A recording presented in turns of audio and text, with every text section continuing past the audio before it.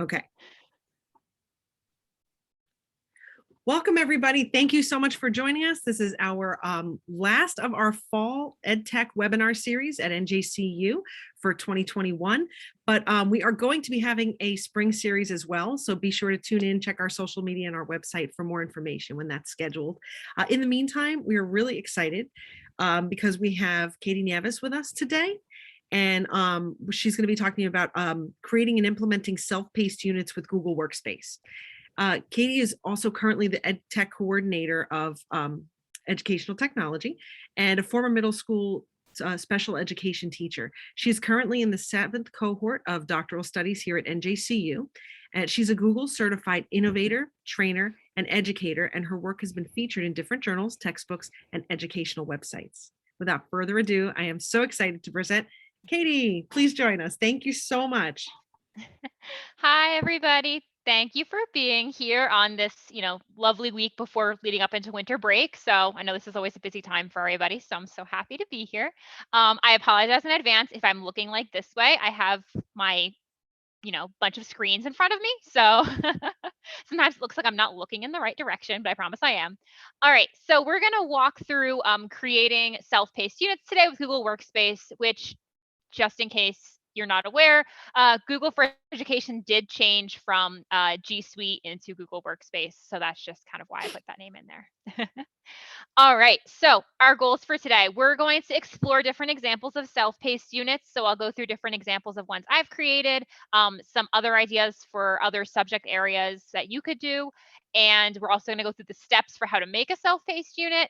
And then I'll just talk about some tips and tricks along the way as well. So I started doing self-paced units when I don't know how many years into my teaching did I start doing them. I taught in the resource room for a while before I moved into educational technology. So I was really trying to look for an alternative to just kind of whole class instruction all the time.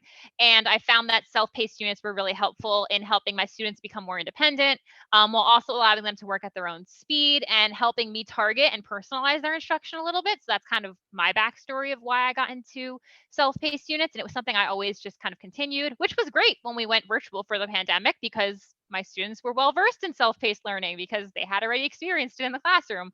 So it was helpful. So what is a self-paced unit? So I like to think of it as, and there's multiple definitions for self-paced units, I like to think of it as an activity that spans across multiple class periods. So that's kind of my interpretation of the self-paced section. Like a unit is more than one class period usually. You might not do it for a full unit, maybe only part of a unit, half a unit, whatever's more comfortable for you. But the point is you want to get it, across multiple class periods. And students work through it fully at their own pace. So it's something you can push out to them, and there's an end date that it's due, and they work through it at their own speed. Okay, so I always include the why bother, because in PD, why would I bother? You want to know what the point is. Why would I do this? Why should I waste my time investing into creating self-paced units? So it helps increase student independence, like I kind of talked about before. I really found that I taught middle school special ed. My sixth graders coming in, were coming from the elementary school. They needed a little bit more independence in their working ability. And I found that this really helped them increase their independence and take ownership of their own learning. You can personalize it and differentiate it for student needs and interests, which is really nice. It helps students grow in their confidence. I found that after my students completed their first self-paced unit, they were just more confident in themselves and their ability to learn on their own. They realized, oh, I really can go through it and do it by myself without somebody leading me every step of the way. I can do it myself. And it's great for giving small group instruction as well. So it really provides a lot of opportunities, and I'll get into that later with what the teacher's role is during this time.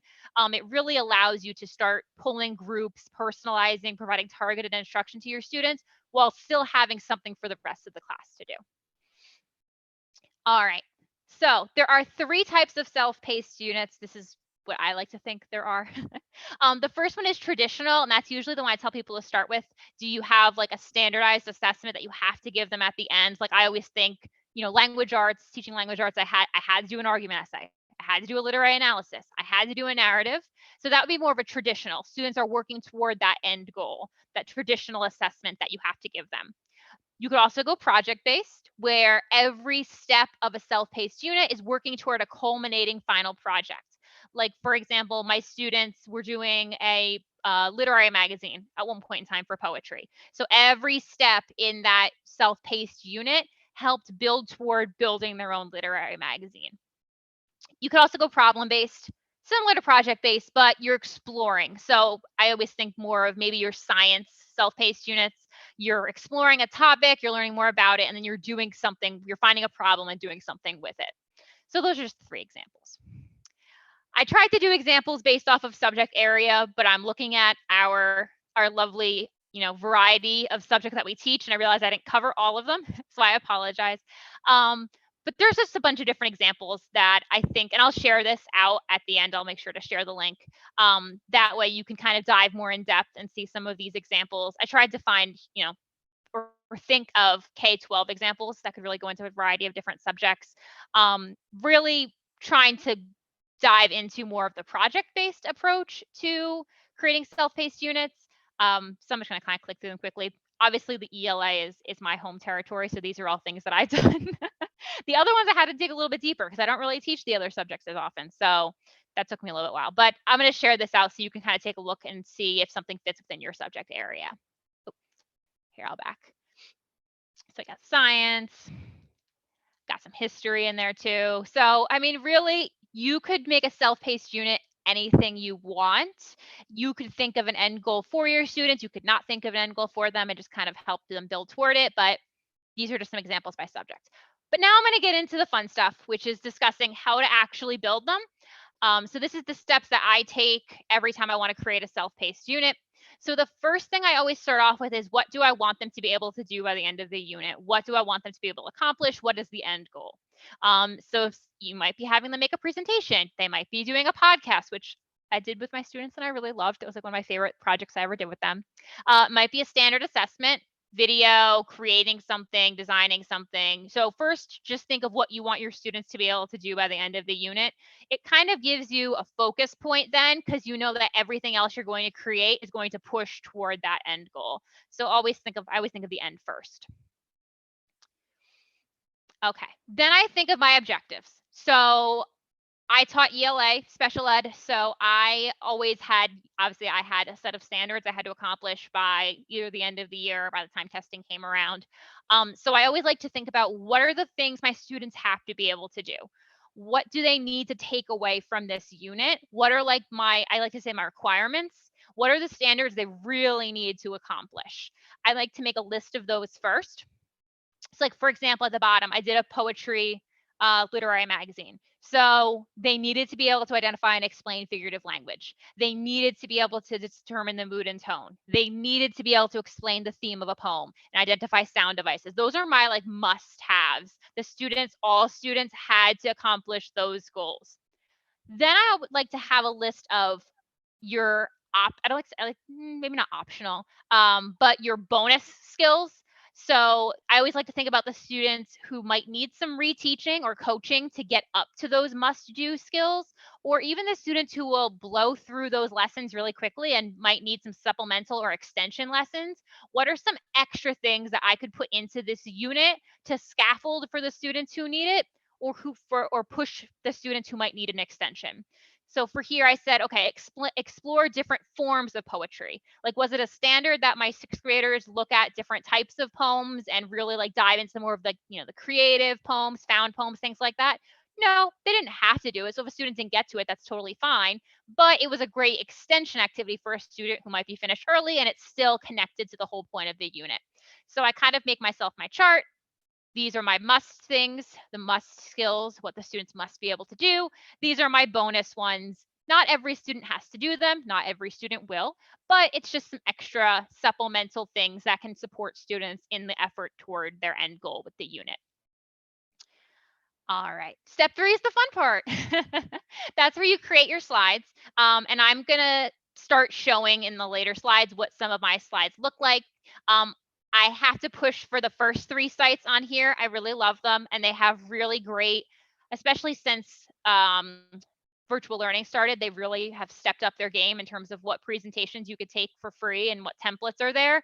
They're just really way more creative than I have time to put together.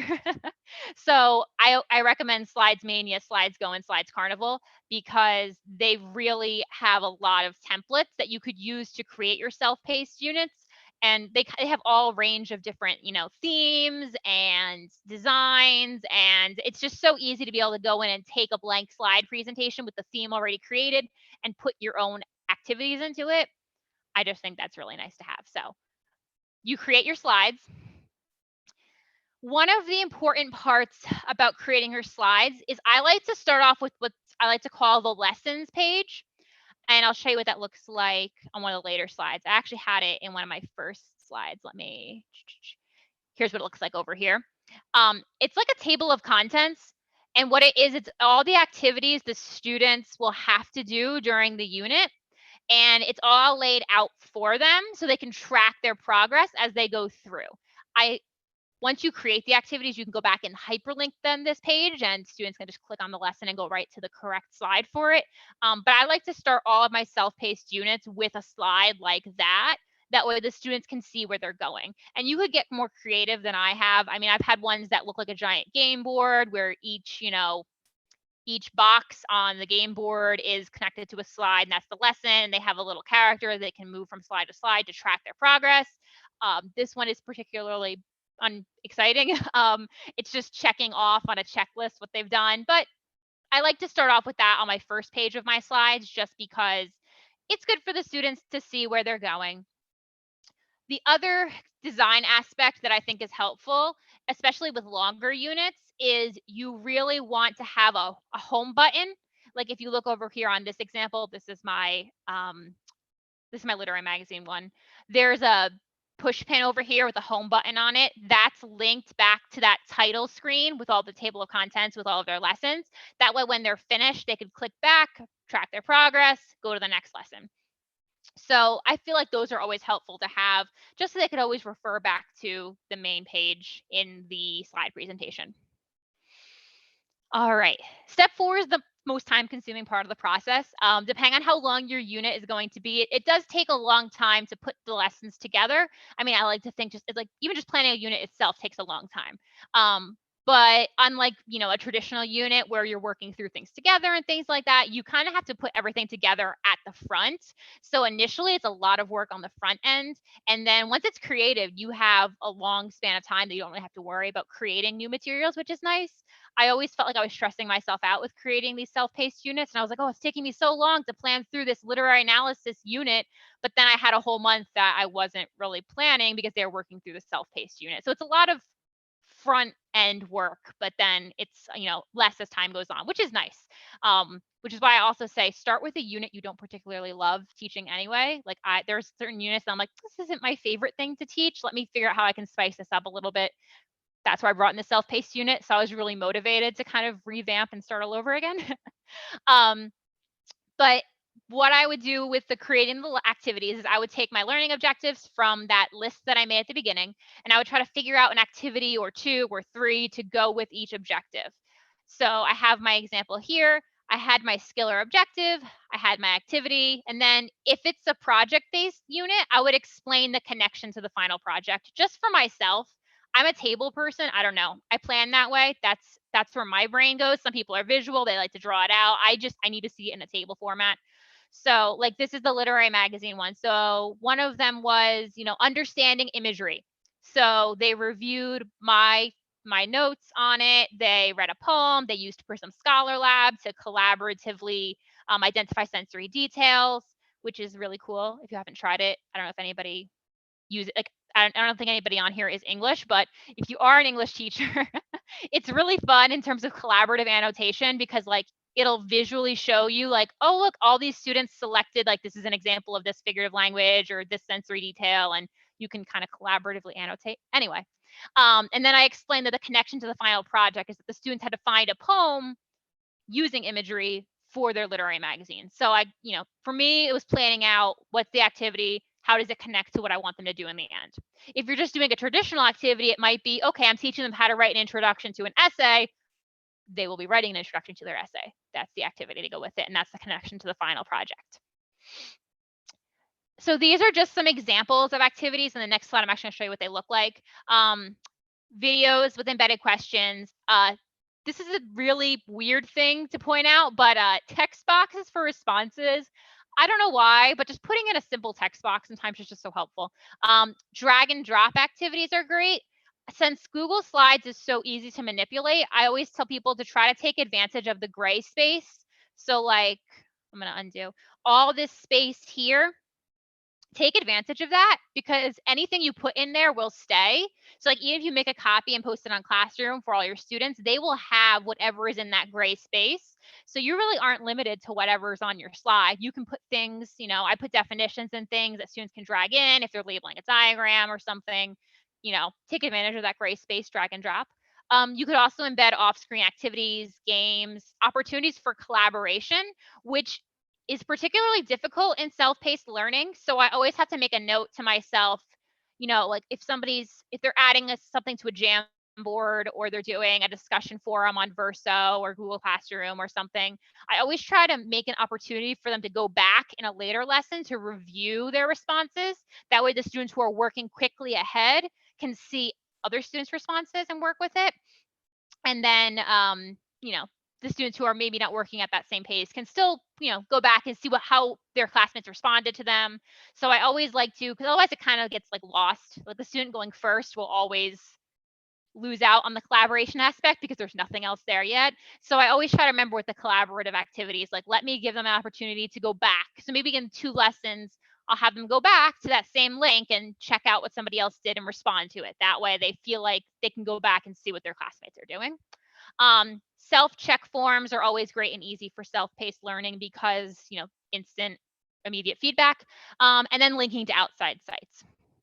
So these are some examples of different activities that I've embedded into self-paced units. Sorry, they're all ELA based. Oh no, I tried to make a math one. I apologize. I did try to make a math one. So the offline activity in that corner, I had students use Jack Ganto's map that he made of his house. It was for personal narrative. And actually, this one was fully done in March 2020 during virtual learning for the first time. So that was the first time I rolled this one out. The students had to draw their map of their house to match his. But instead of doing that digitally, they were able to do it on paper. They took a picture with their Chromebook and they uploaded it right to this spot in their slides. What's really nice is that then everything is still embedded in the slide. They can go back to it as a reference, but it did allow for some offline activities. So if they wanted to draw on a whiteboard, or some of my students drew in sidewalk chalk outside, they just took a picture, uploaded it to that gray space on the slide, and that was their offline activity. I always embed quizzes because they're, quick self-paced gamification activities. Like it's gamified, but they're working on their own. So it doesn't really matter if anybody else is playing with them. This is the drag and drop activities. So that's just practicing making change and money. I tried. Sorry if anybody's a math teacher. I'm not. Math isn't my favorite thing, so I figured money is always an easy math lesson. This is an example of a collaborative activity. So I hyperlinked Verso in there so the students could click on that. It goes out to the discussion forum. Text-based activities or text boxes, building and graphic organizers. And then, hyperlinking outside resources. This up here is an example of they're writing a historical fiction, narrative nonfiction picture book. And that was what my students were doing. So one of the activities was they had to click on a picture book on the shelf, listen to it. It was an example of narrative nonfiction, and they had to put down their observations in the text box.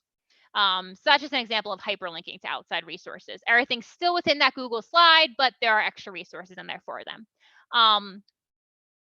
One important thing about the YouTube videos now is I found that if you are having your students add any videos to the slides themselves, I think if they're under 18, there's been an issue with it now because YouTube changed all their privacy settings and things like that over the summer. So you can embed the YouTube videos just fine and they can play them. But if you want the students to pick a YouTube video and add it, there may be an issue. So I don't know if that's something that you're like, oh, they can add their video to explain their learning.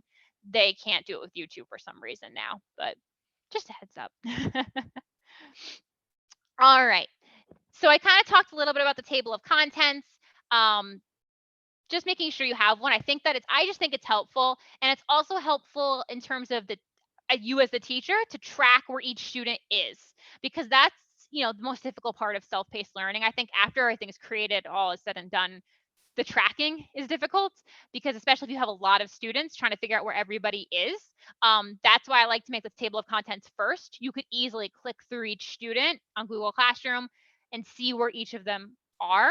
Um, I just think it makes things easier. That way it's right there.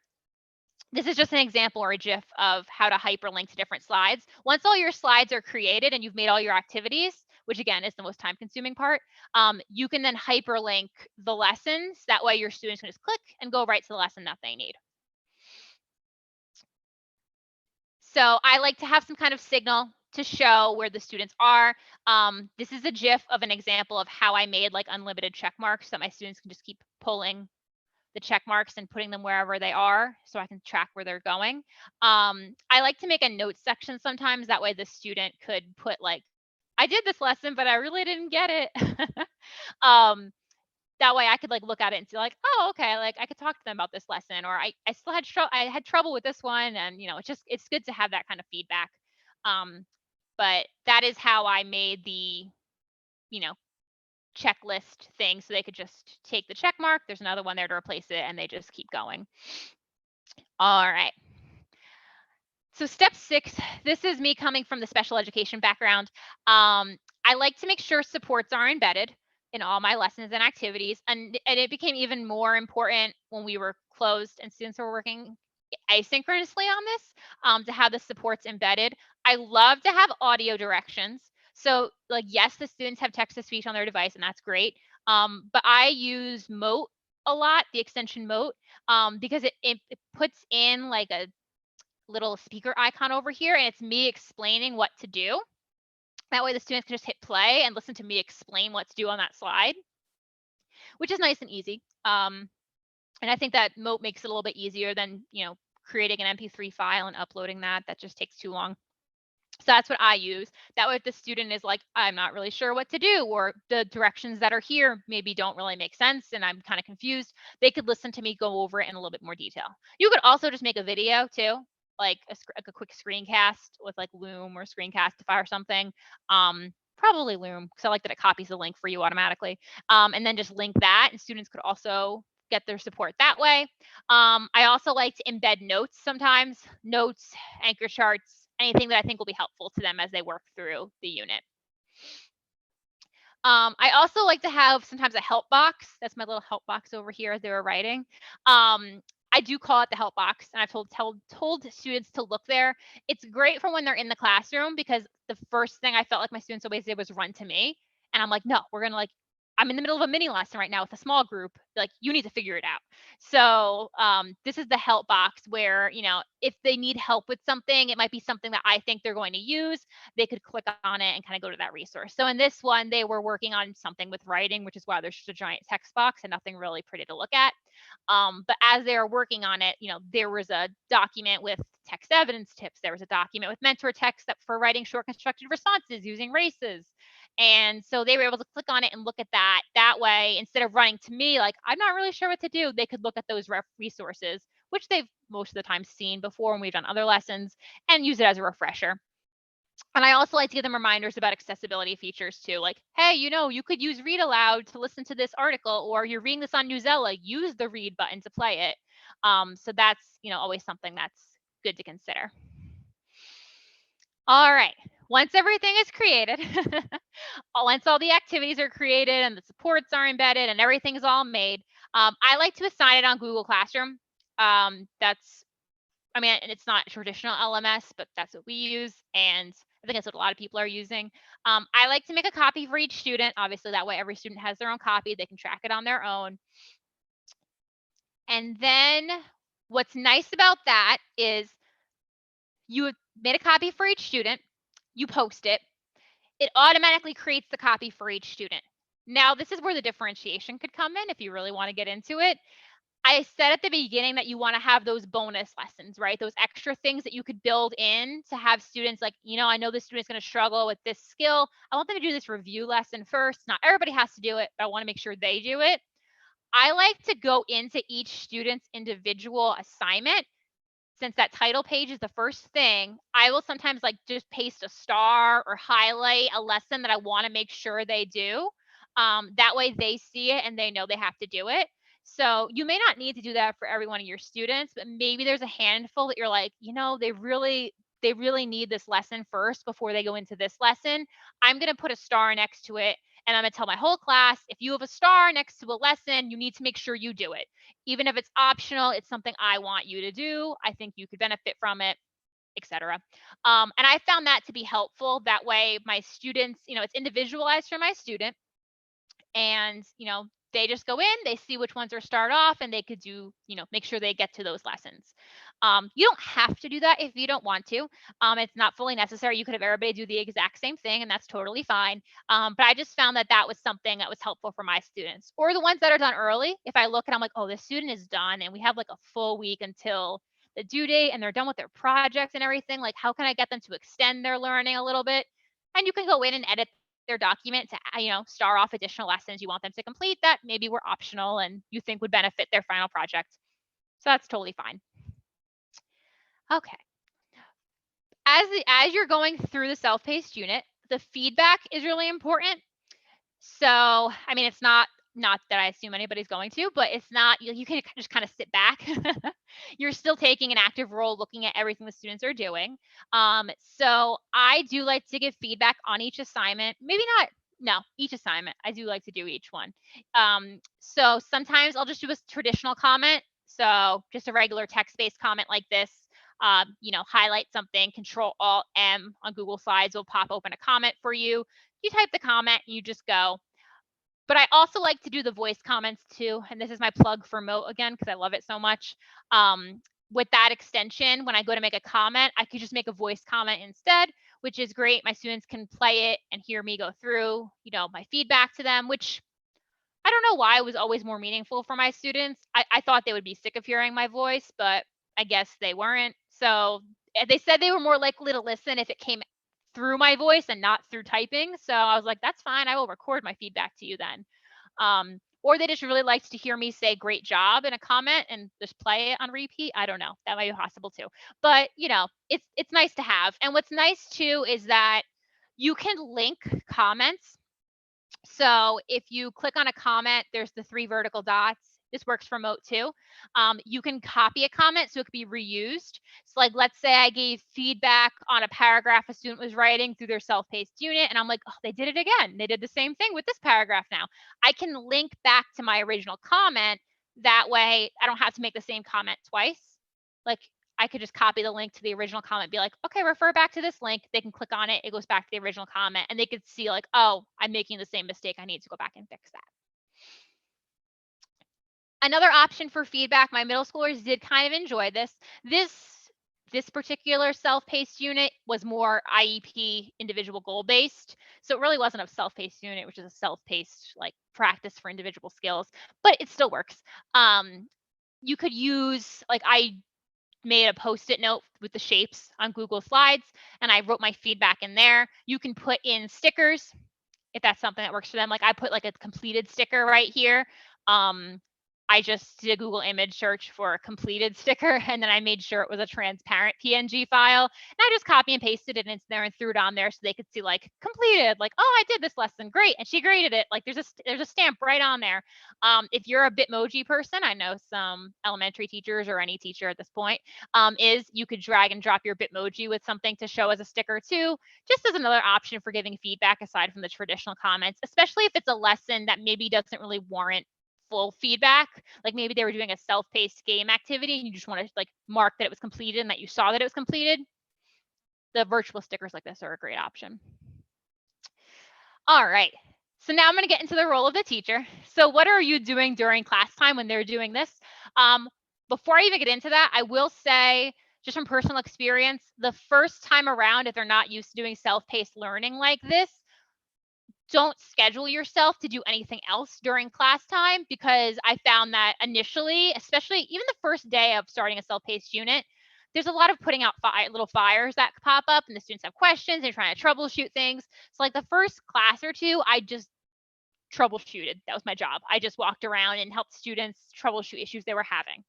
After that, you have a couple of options for what you could be doing during this class time. So you could use the opportunity to give digital feedback if that's something you want to do.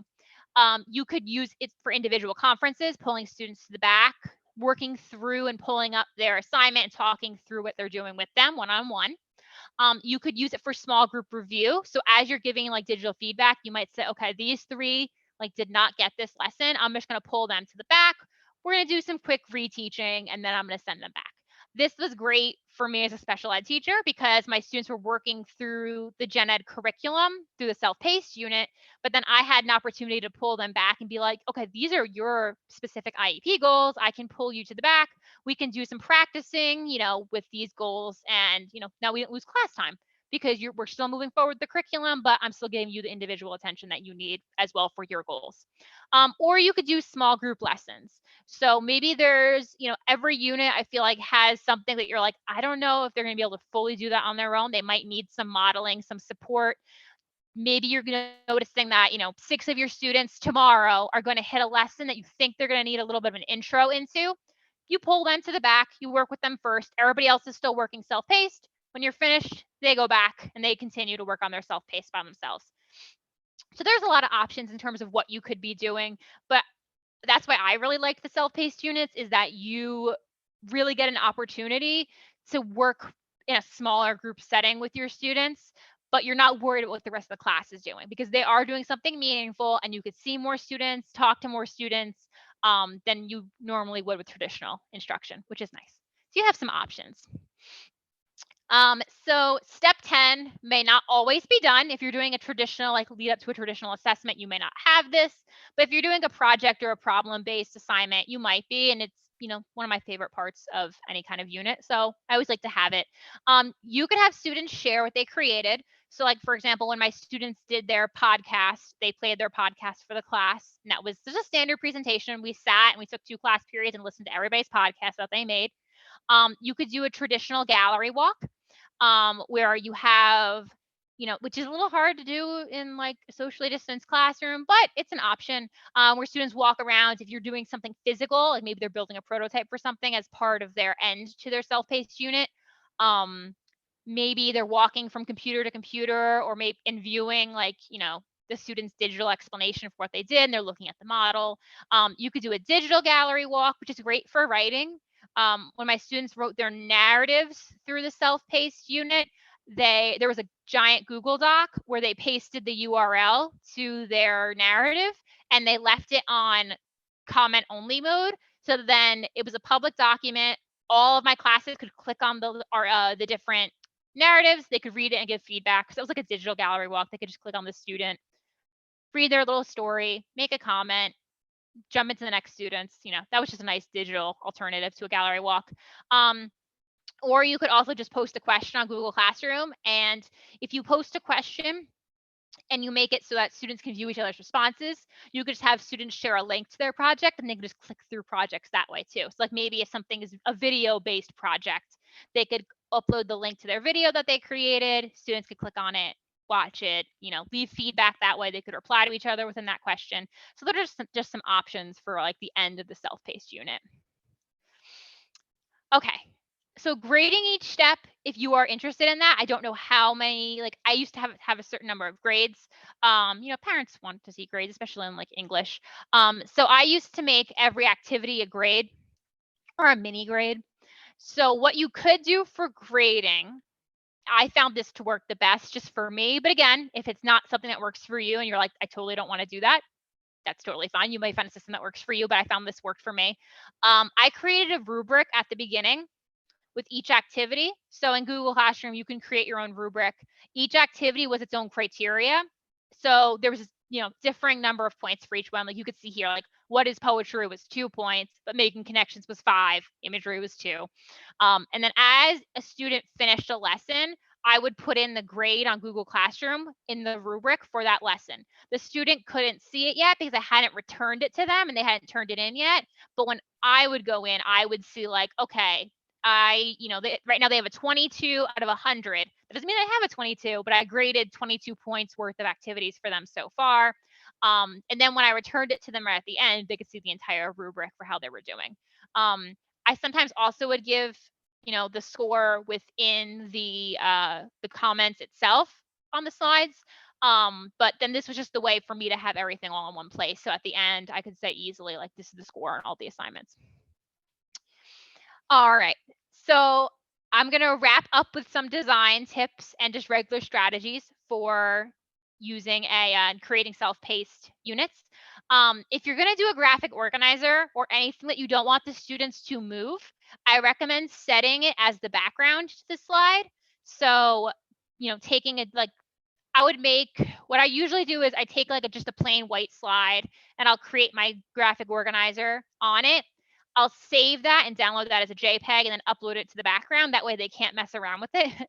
So like, if you think back to the example I did with the drag and the drop with the coins, like, they can't move the coin bank. They can only move the coins themselves because the rest of it is the background. So like, they can't play around with that. They can only manipulate the elements that I let them because the rest is just, kind of solid in the background.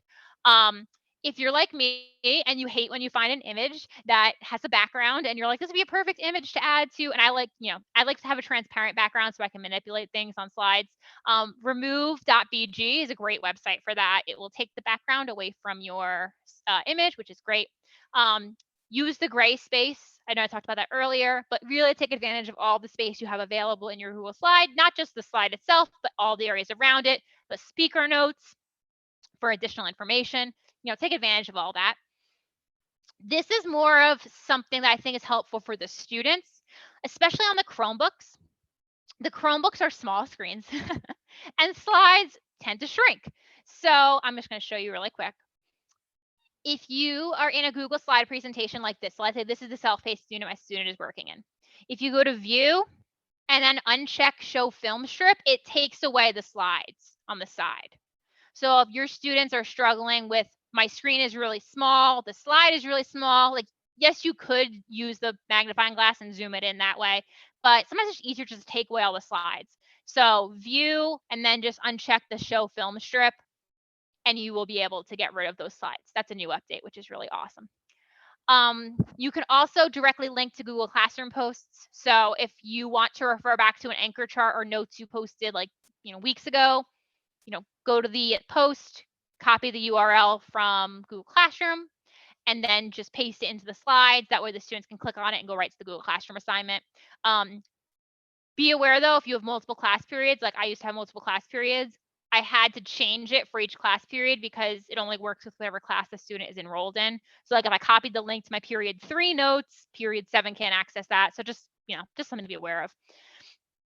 You could also use Google Forms if you want to track weekly progress that way, like have the students reflect if it's a longer self-paced unit, have them kind of reflect on where they went, how they want to go for next week. It's always good to have a reflection on where they're going and how they're doing.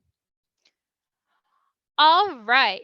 So I figured we would do brainstorming. I know it's a Tuesday and it's right before winter break and, but I figured this might be something nice to share if you had any ideas for maybe you were listening and you're like, oh, I could do this for a self-paced unit.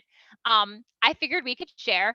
So you can either use the QR code here if you're like me and you just want to hold up your phone and get to the Jamboard that way. Or there's a tiny URL right here, or I'll put the URL in the chat. Feel free to drop any ideas that you have for creating self-paced units into the Jamboard. Here it is right here. Again, if that's not your thing and you just wanted to come and listen, that's totally fine too, but I always like to include a little reflection. This is also something really great that if you're looking to do to embed something into your self-paced unit with your students, Jamboard is always a great option. And now that Jamboard has the history feature, mine won't work because you're all in anonymous animal mode, but in your school district, it will work. You can see who edits what. So if you see like a student is like deleting things, you could figure out really quickly who's removing things, whereas you couldn't before. So that's always, I know that was always some fear with using Jamboard. But feel free if you have any ideas that you want to try out or any ideas you have, or maybe not, you can just drop them in that Jamboard. Oh, plug for Jamboard too. If you are like, I'm not super creative sometimes with designing, different backgrounds for the Jamboard. But now that you can add your own images to Jamboard, I recommend, if you're not on Canva, to join Canva. It's fully free for educators. I don't know how long it's going to be fully free for educators. Like they say, it's going to be. It's been since before the pandemic. The full version is free for anybody with a school domain. They have a whole bunch of interactive whiteboard templates like this that you can edit and then upload to like a Jamboard background. So you could really like use this with your students, which is great. But that's everything I had. So I know I went through everything a little quickly. My contact information is at the bottom. But hopefully maybe some ideas for, coming back after winter break, some ways to structure some units. It was really helpful for my students. And honestly, I ended up really loving designing them. So you can get as creative as you want with it, which is really nice. But if you have any questions, feel free to ask them now. Or contact me after and ask them too. That's fine too. Katie, I have a question.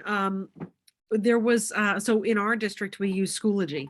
And so we post our Google materials through Schoology that way, just through the drive. So I don't know if you have experience with Schoology, but when this would go up, it would go up as an assignment. So can you make a suggestion? Is it a good way to do like grading for each? I know you had described certain things with the rubrics and stuff, but how to organize that maybe with an LMS that's other than Google? So I haven't used Schoology. And it's been a while since I looked at it, to be honest. Can you create a rubric with Schoology? I assume you can, right? I haven't Does it let had you to with an do that assignment? with, you know what, I've done it all through Google kind of, and I've just posted stuff, but I was looking to see if anyone had any ideas on streamlining. So it might not be that might be a whole nother class and a different topic at that point. But I was just wondering if anyone has asked that, or maybe that's even something that'll come up in the Jamboard as well. I'm sure it will, because I'm thinking even other LMSs. Because we're mostly in both districts I've worked in, we've just mostly done everything through Google Classroom. But Mhm. I'm wondering, I don't know if Schoology would let you like do the same thing Google Classroom does, where you can start to grade but not fully show it yet. I'd have to look into that, but I definitely should look into that because I'm not 100% sure. That's a really good question. I didn't even think about that. But you could also, I mean, I guess if you didn't want to use a rubric, you could also do it a different way to keep track of it. But to make everything kind of, streamlined, I'd have to see how like Schoology with rubrics and things like that would work. Like, I don't know if you could just like push out one thing at a time or. That's good to know. I'm gonna have to check that out on my end also. You're giving me really great ideas to think about. Thanks so much. And let me know if you find the answer, because now I want to Oh yeah. know. Awesome. Well, thank you so much, Katie. At this time, do we have any other questions for this session? Okay. I think that's it. So, Katie, thank you so much. This is a fantastic way to close off the series. I learned so much. I'm sure I'm not alone in that. And I really appreciate, and we all do, we really appreciate your time and expertise. So I also want to thank everyone else who's come tonight and has attended. I see some familiar names. So I know we have some people who are long haulers who have come to almost every one so far. And it was great sharing these evenings with you. So I'm looking forward to seeing you guys more in the spring for our spring webinar series. But do check out our website and our social media. We have all kinds of events that are always going on and information. It's all about sharing. So that's good stuff. Thank you, everybody. And I wish you guys a wonderful, I guess, winter break coming up and a good holiday season.